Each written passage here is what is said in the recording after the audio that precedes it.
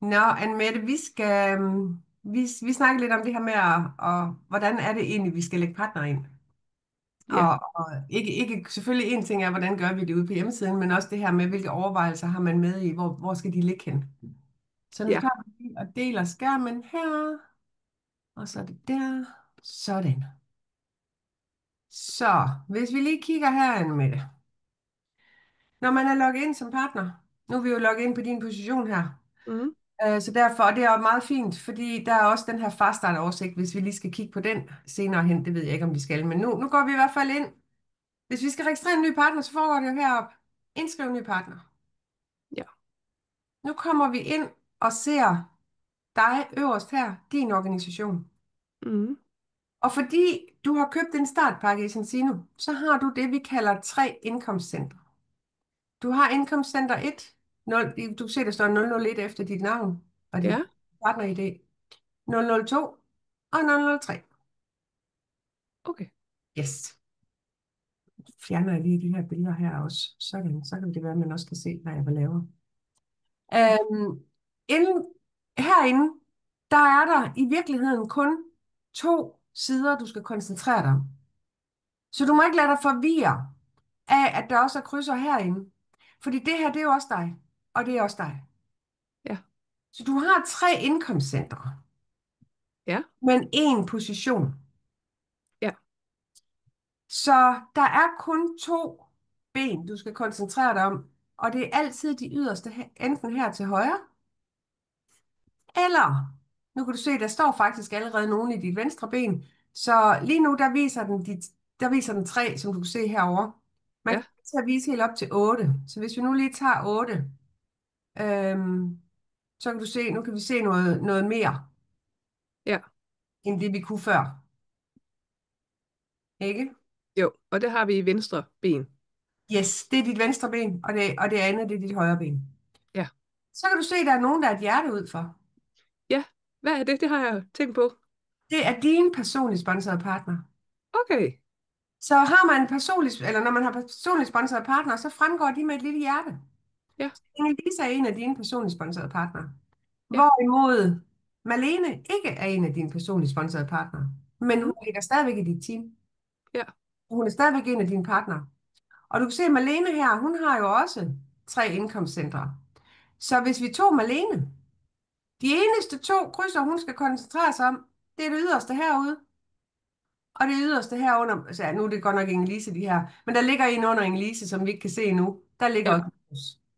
Så det man kan sige, det er, når du skal lægge partner ind med det, så er det vigtigt, at du overvejer, hvilket ben skal den her partner ligge i. Og vi skal jo helst have nogenlunde balance i vores ben. Det vil sige, minimum en tredjedel af indkomsten skal komme fra det ene ben, og 2/3 fra det andet. Vi kan også sige 50% fra det ene ben og 50% fra det andet. Men vi kan skævvride med en tredjedel herfra og 2/3 herfra. Ja. Og jeg Giver kan det? huske, det giver mening hele, ja. Og jeg kan huske nemlig, at du sagde noget med på et tidspunkt, at det også var faktisk lidt vigtigt, at vi lige tænkte på partneren, hvor Yes. den skulle ligge hen. Fordi jeg har tænkt sådan, i mit venstre ben, der ligger sådan ligesom personlig partner, og så i mit højre ben vil jeg gerne ligge, jeg har sådan nogle både sportsfolk, som der også har forretninger.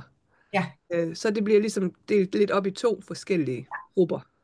ja. Og man kan sige, altså, der hvor jeg går ind og tænker, fordi man kan selvfølgelig sige, Anne-Mette, nu har du sponsoret Inge-Lise ind hernede, ikke også? Og Mm. skulle du have været fuldstændig egoistisk og kun tænkt på din egen forretning og på at tjene penge selv, Mm. så skulle du jo have lagt hende herover. Ja. Men som vi også snakker om, det der med at være egoistisk i den her forretning, det er lidt ligesom at tisse i bukserne, det er en kortvarig varme. Ja. Fordi man skal tænke over, den her nye partner, har de relationer til nogle af de partnere, jeg allerede har? Og det har Inge-Lise jo. Inge-Lise har jo relationer til mange af dem fra Real Magic Life. Lige præcis, ja. Så derfor kan man sige, hun vil jo føle sig for det første tryg i et community med folk, hun allerede kender. Hun Mm. glemmer ved at række ud til dem. Og det er også bare lidt sjovere at bygge forretning med nogen, man kender i forvejen. Så Mm. derfor giver det jo mening, at du har lagt Inge-Lise herover. Ja. selvom du personligt ville have fået mere ud af at lægge hende herover. Ja, Men det er jo der, hvor, at, som du så siger, jamen du kender nogen, som ikke nødvendigvis er i det regi, og de skal selvfølgelig herover ligge. ja, Ikke?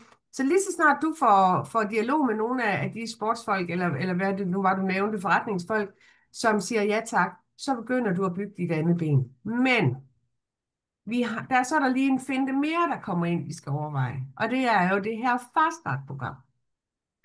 Når vi er helt nye, så har vi jo noget i vores faststart. Vi kan lige prøve at finde det her. Din faststart-oversigt, den er her. I vores faststart-oversigt, der tæller den jo ned på 4 parametre, hvor man mm, kan få nogle ekstra bonusser. mm, ja, Den første her, det er kunder, den har du allerede overstået med 4 kunder, der handler for minimum 20 credits. Den er check. Den mm, næste her, der har, og I kan se, der står deadlines heroppe. Så du har deadline den 20.12., så du har masser af tid.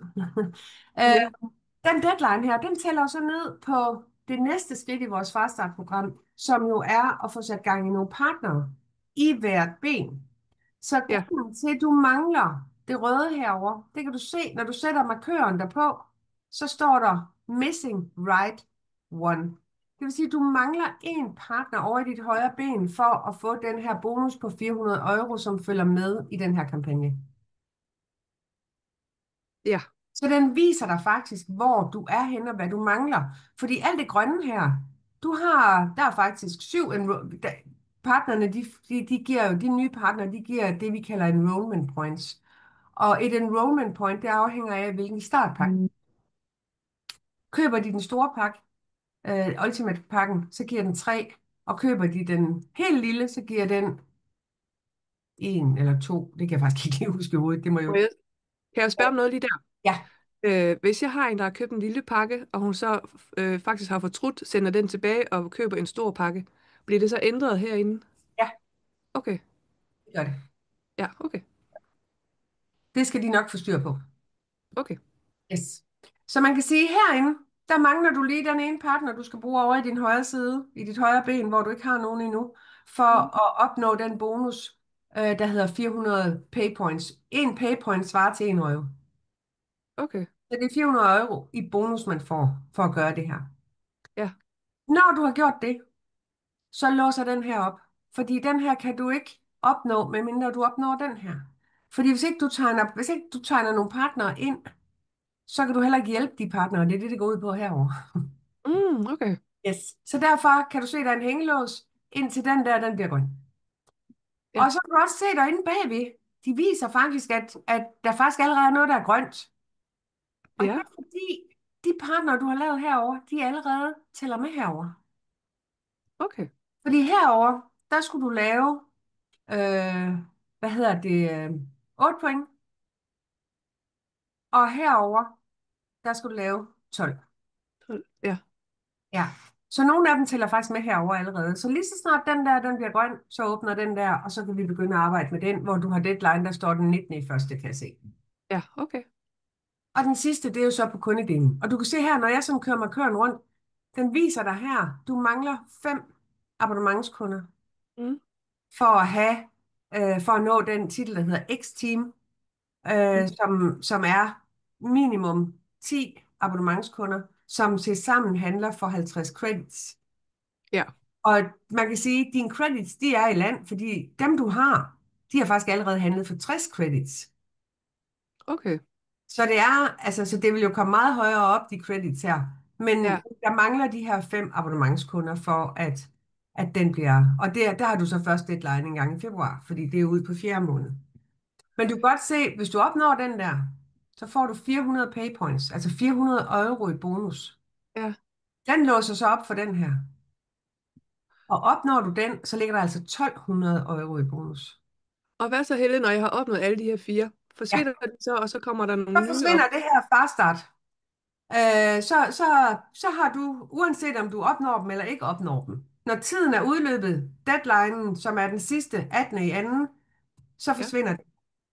Og så får du altså så har du fået de bonusser, hvis du har opnået noget af det, og er der noget af det, du ikke har opnået, så er der selvfølgelig ingen bonusser. Og Mm, når det forsvinder, så er det over i rapportering. Der kan du allerede se noget nu. herover. Det er den, vi andre kigger på, når vi er ude over vores faststartprogram. Okay, så kigger vi på den. Ja. Jeg vil ikke sige, jeg vil gerne undervise jer i den, men jeg synes, vi skal vente til Ja, vi nærmer os, hvor I skal egentlig skal begynde at holde øje med den her. det Fordi synes jeg lige også nu er så er rigtigt. det aller vigtigste, det er jeres faststart. Og den er I alle sammen i lige nu. Så lad os få dem kørt godt igennem først, og så kan jeg lære jer lidt om det her. En ting, jeg dog lige vil sige, som måske er lidt interessant, det er jo, at du prøver at se her, over i venstre side, Mm. der har du en masse banking. Mm. Og noget, du har sparet op. Det her, det er nye credits indtil videre i den her måned. Og det her, det er noget banking, du har sparet op fra sidste måned. Okay. Og hvis nu du ikke kan få udbetalt nogle af alle de credits her, som er kommet ind fra venstre side, fordi du ikke har noget over i din højre side. Vi begynder jo ikke at få udbetalinger, før der er nogenlunde balance i tingene. Nej. Så det er simpelthen, at de forsvinder. De bliver opsparet, så du sparer en masse credits op her. Og så når du begynder at påvirke over i dit højre ben, så Ja. begynder der at blive udbetalinger. Og som du kan se her, så har du allerede lidt i dit højre ben. Og hvor kommer de nu fra, når ikke du har nogen partner? Ja, hvor kom de fra? De kommer fra dine personlige kunder. Dem du selv har lavet. Nå, Så okay. hver gang du laver en personlig kunde, som for eksempel, lad os bare sige, at den kunde handler for 10 credits. Så de credits, de lægger sig 50-50 i hver ben. Det vil sige 5 credits i det ene ben og 5 credits i det andet. Så personlige kunder, de splitter sig halv-halv, som vi siger, i hver ben. Okay. Hvorimod dem hernede, de kommer jo fra alle de partnere fra Real Magic Life, som har købt startpakker, som har registreret kunder, som har også genereret nogle credits og sådan nogle ting. Så de kommer fra, at der er nogen i din downline, der har produceret noget.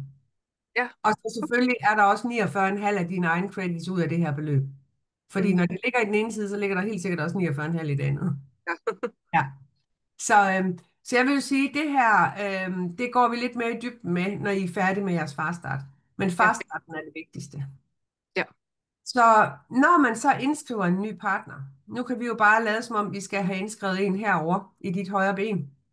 Mm. Klikker man på krydset. Og det første, der står her, det er vælge sponsor. Og det er fordi, nu er du logget ind på din profil, med det. Og hvis det er dig, der er personlig sponsor på den her person, så skal du ikke ændre noget her. Du skal måske ændre på land, hvis det er en, der sidder i et andet land, en partner, der sidder i et andet land. Så kan man jo sige, jamen, jeg vil at tegne en op i Costa Rica, for eksempel. En partner i Costa Rica. Ja. Og så, når du siger fortsæt, så kommer du faktisk ind og ser de startpakkemuligheder, der er i Costa Rica. For det er ikke nødvendigvis de samme som her. Mm, Og du okay. får det også at se i deres valuta. Ja. Ja. Men nu holder vi os lige til Danmark, som er her. Hvis nu, at du sidder lige nu sammen med Inge-Lise, som er din personlige partner. I har haft et godt partnermøde med en af Inge-Lises gode kontakter. Og Mm. det her partneremne siger, ja tak, jeg vil gerne være partner. Inge-Lise kan måske ikke lige huske sit login, eller du ved, et eller andet. Så derfor så logger du ind på din, og gør det, vi lige har gjort indtil nu. Så kan du herop. Nu er det jo ikke din personlige partner, nu er det faktisk Inge-Lises. Ja. Der kan du klikke her. Nej, så skal vi... Nej, det kan du ikke, fordi der ligger jo ikke...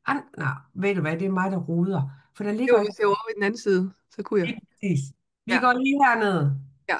og så lægger vi en partner ind her i stedet for, selvfølgelig. For ellers bliver det lidt svært at gøre, når ikke der ligger andre partnere. Lise kan jo heller ikke lægge den over mit andet ben. Nej, det kan hun heller ikke. Skide klogt sagt. Godt, vi tager... Se her. Nu Nå, kommer de partnere, der ligger over i det ben. ja. Hvem er du ved at hjælpe? Ja. Hvem skal være sponsor på denne her person? Jamen, så kunne vi sige, at det skal ingen Lise, for det er hendes. Og så siger vi fortsæt. Og så er det, vi kommer ind til de her startpakker. Ja. Der vil jeg godt lige Og, vise dig en ting, fordi jeg har lagt mærke til, at det er sket et par gange. Lad os nu sige, at de vælger den her Ultimate. Den smider vi op i pakken, og vi siger bare, her kan man jo vælge smag på lean shake og olie og så videre. Men nu skal vi bare tilføje til indkøbskurven, og så siger vi gå til kassen. så sker der noget her. Ja. Vælger din autoorder. Det er jo en partner, vi er ved at sætte op. De skal jo have en autoorder. Der er ikke noget krav om, at vi skal have en autoorder. Men der er nogle ting, vi går glip af, hvis ikke vi har det. Først og fremmest, og det vigtigste, det er, at i de her 4 fast start måneder, de bonusser, jeg lige snakkede om, på 400 euro, 1200 euro osv., dem får man ikke, hvis man ikke har en autoorder. Så det er meget vigtigt, at vi har en autoorder alle sammen. Og hvad hvis man hvad hvis man kommer til, altså glemmer at sætte autoorder på, ligesom jeg gjorde, og så først sætter den på her en måned efter? Jeg tror, det er fint, fordi jeg er ret sikker på, at de plejer at være gode til sådan lige at, okay, der er sket en fejl her. Okay. Så, men som udgangspunkt, rigtig vigtigt, at de lægger en autoorder på alle partnere. Ja. En anden ting, der er en fordel ved at have en autoorder, det er kun på den måde, vi kan få adgang til de her GoCore, den her GoCore app, hvor der ligger tusindvis af timers undervisning, både i produkter, personlig udvikling, lederskab, alt muligt. Okay. Så vis Zinzino for Free Kids. Og det er jo nogle specielle pakker. Og de olierne her, som I kan se, er dyrere, end hvis man handler som kunde. Det er fordi, I blandt andet får adgang til GoCore-appen, og hver 4. måned, så længe I har en autoorder, så får I også tilsendt en test hver 4. måned. Ja. Uden beregning. Den er med i prisen, hvis man kan sige det. Okay. Så vælger I abonnere. Ja. Du spørger den, vil du også tilføje den her til dagens ordre? Og det er jo den ordre, vi lige har lagt på de 10.000, den ultimate. Og det gør du ikke. For hvis du tilføjer den til dagens ordre, så betaler de jo allerede nu for en autoordre, og det skal de ikke. Det er først måneden efter, de er gået i gang. Så nu siger vi bare, gå til kassen. Jeg vil ikke tilføje den. Hmm.